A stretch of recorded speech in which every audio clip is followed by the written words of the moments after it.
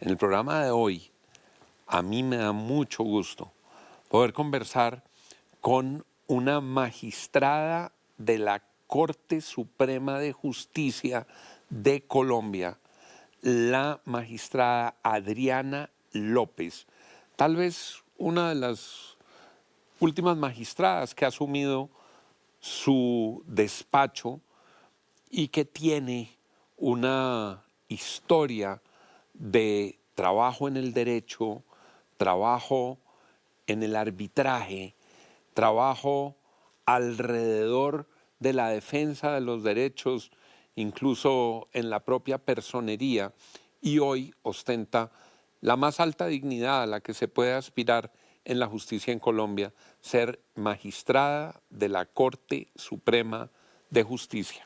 Muchas gracias por estar aquí, un gusto enorme tenerla. Muchísimas gracias, Juan, por invitarme y estoy muy feliz de poder estar en este programa tan interesante, dedicado además a la vida de las mujeres. Y a inspirar a partir del ejemplo de mujeres exitosas que han recorrido un camino y que tienen unos logros que se proyectan hacia la sociedad, pero que también se convierten en un ejemplo para todas las mujeres. Cuando alguien entra a estudiar derecho, y hablo en primera persona por 20 segundos, mi caso también, uno sueña con ser magistrado algún día. Esa es, digamos, la más alta de las aspiraciones en el mundo del derecho, es llegar a una alta magistratura. Usted llegó a la sala civil de la Corte Suprema de Justicia y un día juró como magistrada en la República de Colombia. ¿Qué representa ser magistrada? Pues definitivamente yo me di cuenta cuando asumí el cargo que mi vida completa la dediqué y la trabajé para llegar a esa altísima dignidad, altísima responsabilidad. Soy una defensora a ultranza de los jueces, de la judicatura. Me parecen unos superhéroes, así siempre los he denominado, que hay veces con pocos recursos y muchas veces son la única autoridad que hay en un pueblo. Quienes representan a un Estado y quienes son a primera mano la garantía para los derechos de las personas de a pie. Desde la universidad, cuando leía la jurisprudencia de los magistrados de la Corte, cuando me tocaba ir a la Corte, a la biblioteca, a sacar jurisprudencia, uno soñaba con un edificio que era como sagrado en ese momento, y mi trabajo, a pesar de que estuvo en la rama judicial desde el lado del litigio, siempre estuvo enfocado a trabajar con los jueces de la mano, en los encuentros con ellos, a tratar de ver, porque todos hacemos parte de la misma administración de justicia, cómo la mejorábamos, cómo superábamos. Hay veces esos ritualismos que nos impedían acceder a los derechos. Y después de estar toda la vida en ese crecimiento en el sector privado, con un pequeño paso por el sector público en la Personería de Bogotá, que fue maravilloso, fue desde un área más administrativa y gerencial que jurídica, pero entender la magnitud de una ciudad como Bogotá, los derechos que todos los días se violentan, en una entidad que obviamente es una de las primeras rutas que se tienen para la defensa de los derechos fundamentales. Siempre me llamó a decir, necesito entregar más. La práctica privada está bien, el arbitraje, me formé, pero necesito devolver algo de todo lo que he aprendido, de todo lo que he recibido. Y esa fue, digamos, la principal motivación de poder aspirar a tan alta dignidad, que siempre la vi muy lejana, pero paso a paso, más cerca, para obviamente hoy tener esta gran responsabilidad de devolver algo. Magistrada de la Sala Civil de la Corte Suprema de Justicia, una formación muy sólida en la Universidad Externado de Colombia, con estudios postuniversitarios en la Universidad Externado de Colombia, en París, en una de las más prestigiosas escuelas de derecho del mundo, una formación muy sólida en todo este camino. Una formación, siempre como lo dije Juan, no lo tenía tan claro porque es algo que uno ve muy lejano. Una magistratura la ve uno muy lejana, pero a medida que pasaban los años y que crecía en experiencia y información,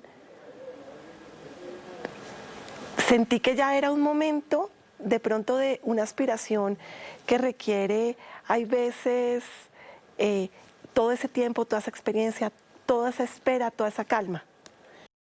El mundo del derecho va por sus venas, está en la familia.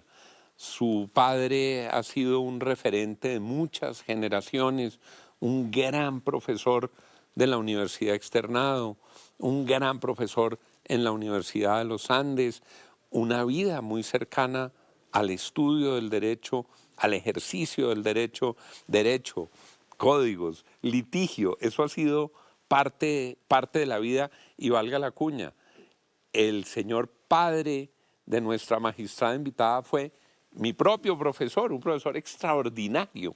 Ha sido la vida alrededor del derecho. Que tuve, digamos que, ese privilegio de crecer de la mano de un verdadero maestro. El doctor Hernán Fabio López Blanco, hay que decirlo con sus dos nombres y sus dos apellidos porque así lo merece. Sí, maestro completo, no solamente maestro, digamos, en el área jurídica, sino siempre con un respeto absoluto a lo que es el libre pensamiento, respeto al otro, siempre abierto a recibir otras formas, otros conceptos, así era necesario echar para atrás, reevaluar conceptos, y yo eso siempre lo admiré mucho. Nunca vi arrogancia que con los años muchas veces empieza a permear. Entonces crecí con eso, crecí con una máquina de escribir todo el tiempo sonando. Los memoriales, las memoriales, clases y el transcripciones. sentido del derecho. Y el sentido del derecho, el sentido de la justicia. Él dice que desde que yo era chiquita siempre tuve, digamos, un tema muy fuerte con lo que era justo, con darle a cada cual lo que le correspondía desde que era chiquita y crecí pues alrededor de esto. Mi abuelo paterno fue magistrado de Tribunal de Bogotá, fue juez. Son varias generaciones. Mi papá no fue juez sino sus primeros años, digamos por temas económicos, una familia grande, ya tuvo que buscar otras, pero yo siempre sentí que la judicatura nunca la abandonó, no solo por su padre, sino porque todo su trabajo, todo el trabajo que él ha hecho, ha estado enfocado en mejorar la justicia. Él dice incluso que hay veces se siente magistrado en cuerpo ajeno a partir de esto. La esencia de la república, del modelo republicano, es la separación de poderes y la cooperación armónica de los poderes. Para que exista república tiene que existir justicia y la justicia tiene que operar bien. Cuando se llega a la cúspide de la justicia en una magistratura, uno a veces se pregunta qué pensarán los magistrados sobre cómo se puede mejorar la justicia, qué habría que hacer en un país como el nuestro para mejorar la administración de justicia. Un poco devolviendo a una pregunta que hiciste ahora para poder responder esta parte, digamos, de la motivación, además de la formación y de siempre querer devolver desde lo que me apasiona, que es la judicatura, algo de lo que he aprendido por la experiencia trasegada, es la autonomía que definitivamente para un Estado como el nuestro se requiere de la justicia. Jueces autónomos, jueces que no estén politizados, jueces que realmente estén en su despacho decidiendo un caso sin importar quién es el abogado, quién es la parte, temas económicos involucrados, sino realmente poder entregar derechos. Y yo creo que parte de por lo que yo llego y a lo que quiero contribuir es todo este tema que los magistrados de la Corte, de esta Corte, y digamos, de los últimos 5 años han venido defendiendo a ultranza, y es esa autonomía, esa independencia, impedir que la Corte se permee con temas políticos. Y creo que eso es lo que hace un buen juez y es lo que necesita este país para tener un equilibrio. De la esencia de la República, la independencia y la autonomía de la rama judicial y de sus magistrados y de sus jueces. Regresamos en segundos con la magistrada Adriana López, magistrada de la Corte Suprema de Justicia. Ya regresamos. Regresamos en Mujeres de Ataque con la magistrada Adriana López, magistrada de la Sala Civil de la Corte Suprema de Justicia de Colombia. Gracias a la Universidad Externado por hacer posible este programa y a su división de estudios de género. Y tal vez voy a empezar por aquí el segundo bloque. Colombia tiene un conjunto de normas que propenden por la equidad de género en todos los campos. El terreno normativo está garantizado y satisfecho. Las normas garantizan estos derechos, pero la práctica es distinta. Uno mira, por ejemplo, en el Congreso de la República y la participación de las mujeres es limitada. Uno mira en las gobernaciones y alcaldías y la participación de mujeres es limitada. Uno mira en altos cargos de dirección en el sector privado y se ha remontado muchísimo, pero todavía hay unas brechas de equidad muy grandes. Y uno mira en la justicia y mira en las altas cortes y son todavía muy pocas mujeres. Ustedes son, entre toda la Corte Suprema de Justicia, ustedes son 6 magistradas. 6, y creo que es el momento histórico donde más mujeres magistradas ha habido. ¿Qué hacer para que se amplíe la participación de las mujeres en la magistratura, en las altas cortes? Pues desde el punto de vista legal fue necesario una reforma a la ley estatutaria que estableciera paridad y una sentencia de la Corte Constitucional que dijera paridad no es proporción, paridad es mitad y mitad. Entonces digamos que hoy desde el punto de vista legal está garantizada o estaría garantizada una paridad. Pero yo creo que el problema va más allá de simplemente una norma, Juan, y es si usted habla con el Consejo Superior de la Judicatura, que es el primer filtro que conforma las listas para las vacantes de los magistrados, allá uno oye a voces, es que las mujeres no se presentan, es que no vienen las mujeres, es que no hay mujeres. Entonces, incluso en este momento, para la elaboración paritaria de las listas se están viendo con problemas.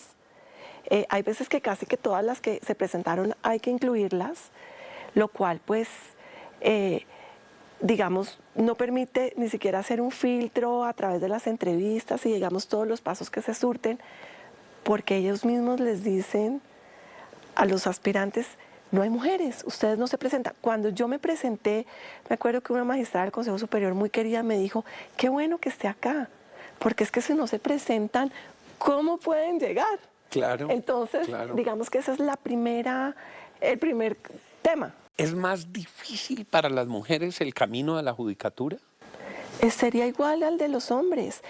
De hecho, si uno revisa a nivel de jueces de circuito, a nivel de mujeres magistradas de tribunal, a nivel de magistraturas en tribunales de restitución de tierras, casi que me atrevo, sin haber verificado el dato, a decir que hay más mujeres que hombres. Pero llega un momento, ya al final de la pirámide, donde no sabemos qué pasa. El tema es que empieza desde que las mujeres no se presentan. Y eso uno lo oye en el Consejo Superior. Obvio, todo esto trae un cambio. Los magistrados son ya personas de 60, 65, llegando a los 70, que crecieron también en otros momentos, de otra forma. Esto implica empezar a abrir una mente, empezar a entender también, y yo lo veo por ejemplo en la sala, que en organismos colegiados las visiones de esos dos mundos y esas miradas son importantísimos. Temas de violencia intrafamiliar. Yo entiendo que hay una sensibilidad muy importante en los hombres, pero cuando uno es mamá o tía o abuela, hay una sensibilidad muy importante que a ciertos temas, esa visión de la mujer es importantísimo Claro. imprimir. Y además les llegan, me imagino, por la vía de las tutelas, por la vía de los expedientes, muchos de esos casos a estas salas. Tristemente, el tema de violencia intrafamiliar, yo podría decir que se ha convertido casi que en el 50% de las tutelas que llegan a revisión a la Corte. El 50% de las tutelas. Esa es una tragedia en la sociedad colombiana. Eso que ocurre de puertas para adentro en los hogares, y este es un indicador dramático de lo que está representando. La mitad de las tutelas, violencia intrafamiliar. Y a pesar de la pedagogía, a pesar de las normas, a pesar de los códigos, sigue siendo implacable y dolorosa, ¿no? Absoluto, y es un tema que depende de muchas autoridades, no solamente administrativas a nivel municipal, distrital, sino obviamente judicial, con participación también de la Fiscalía en todas estas unidades de atención de reacción inmediata. Es un tema que hoy desde la Corte se está liderando un programa muy interesante de armonización con otras entidades, con las alcaldías, porque todos estos temas empiezan en las comisarías de familia. Ahí arrancan los temas. O en las unidades de atención, las UARIF, de atención inmediata para tratar a estas mujeres que vienen, o hombres, porque también hay casos de hombres de maltrato, que vienen con este maltrato, y poder tener rutas, digamos, rápidas de atención, pero sobre todo revisar, que es un tema que estamos haciendo ahora con piloto con la Alcaldía de Bogotá y con la Alcaldía de Medellín, en un gran encuentro que va a haber en Medellín, digamos, un programa que busque cuáles son las sanciones que después de todo este tema se le dan a los que ejercieron esa violencia, y son sanciones que no están siendo efectivas, Juan, porque es una persona a la cual le imponen una multa que si no puede pagar, lo arrestan, entonces tampoco puede cubrir los alimentos, y cuando sale del arresto sale más violento que antes. Entonces hay que revisar un poco realmente cómo se puede disuadir, cómo se puede trabajar, sí en prevención, pero también en resocializar todos esos núcleos familiares tan rotos. Y yo creo que eso arranca desde la cuna, desde patrones que se reproducen en una y otra generación. Un niño que fue golpeado o abusado tiende a reproducir patrones de violencia. No es, por supuesto, una relación lineal y hay muchas reacciones distintas, pero la violencia normalmente en una generación está reflejando los patrones que aplicaron las generaciones anteriores, y ese círculo vicioso habría que romperlo. Correcto. Y ese es el trabajo que pues, se viene haciendo desde hace muchísimos años por autoridades municipales, por las alcaldías, pero lo que hemos podido identificar es falta unir todos esos esfuerzos que hacemos cada uno por separado para que realmente puedan hacer la diferencia caso a caso. Claro. Caso a caso. Y quizás con patrones culturales también, ¿no? La sociedad no aísla al violento, a veces lo premia. A veces en las parrandas de amigotes es motivo de celebración el que saca pecho tomando trago, diciéndole a los amigos que él sí es capaz de cascarle a su mujer, y se vuelve lo que debería ser absolutamente repudiable, con tolerancia cero frente a la violencia contra las mujeres, se vuelve motivo de celebración por unos patrones culturales machistas que no hemos logrado superar.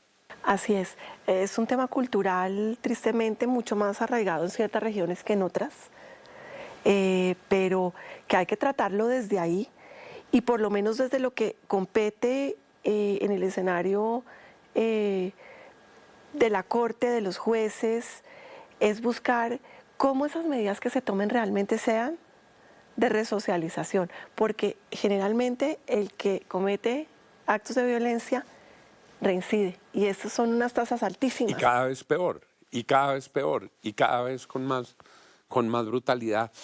Eso me lleva a preguntarle por la tutela. La tutela, que es una de las grandes conquistas en materia de derechos que no existía antes de la Constitución del 91, parece que estuviera desbordando la rama porque son miles, decenas de miles de tutelas. ¿Qué hacer con la tutela para preservarla, pero también para garantizar su eficacia? Ese justo medio es dificilísimo. Yo soy defensora a ultranza de la tutela y siento que desde el lado privado del que vengo, hay veces es la única herramienta que uno tiene como última ratio para lograr algo justo. Y en estos temas de violencia, hace la diferencia muchas veces entre un feminicidio Claro. y algo que se pueda trabajar. Así de sencillo, esa rapidez, esa inminencia, esa inmediatez con la que se tiene esa herramienta. Desafortunadamente, yo creo que es un tema de pedagogía, porque sector salud y algunos sectores donde nosotros solamente entramos a entregar o a dar el derecho si hay una tutela. Hay que cambiar Así es. esa filosofía de que solo con tutela me entregan el medicamento, me dan la inyección, me dan la cita médica, me sacan de una central de deudores morosos. Hay que empezar, digamos, con esos sectores para bajar y realmente dejarla para cuando se necesita. Porque ese desborde obviamente está haciendo que muchas veces casos puntuales se puedan quedar sin atención o no se revisen como deberían por esta magnitud de temas que no dan tiempo, porque es un tema que hay que resolver en días.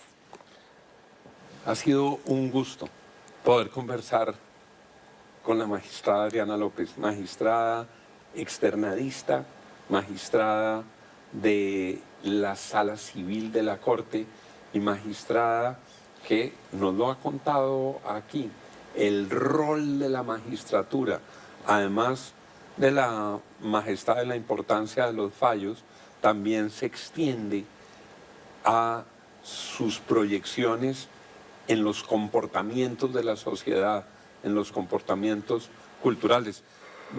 Se nota el sello externadista, que es maravilloso, del derecho como instrumento para tener una mejor sociedad.